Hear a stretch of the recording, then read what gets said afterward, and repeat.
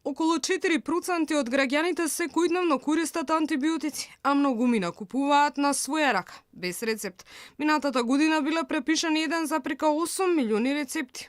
Практично ја достигнуваме бројката од 20 ДДД, односно дневни дефинирани дози за антибиотици потрошени на товар на фондот.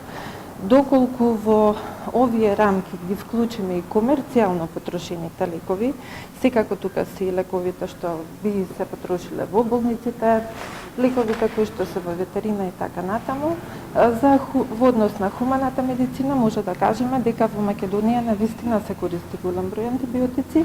Предпоставката е дека барем 50% отпаѓаат на потрошувачката која што се одвива комерцијално, значи приватно граѓаните што ги купуваат лековите.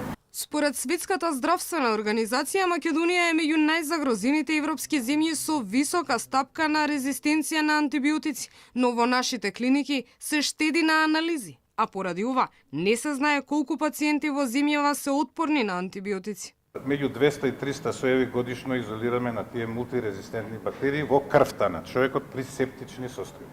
И тоа ако е утека во Европската унија се изолираат околу 300.000 годишно такви соеви. Тоа не значи дека они имаат повеќе инфекции, туку значи дека голем процент од инфекциите ги открива. Кај нас се штеди и затоа овој број што го кажувам е сигурно една мал број од вистинскиот број. Статистичарите измериле дека умираат 33.000 луѓе заради неможност да се излечат поради инфекција со отпорни бактерии, што е нешто повеќе од колку што умираат од сообраќајни незгоди. Така да ако тоа ставиме кај нас колку умираат од сообраќајни незгоди, рачунајте дека сигурно 2 до 3 пати повеќе.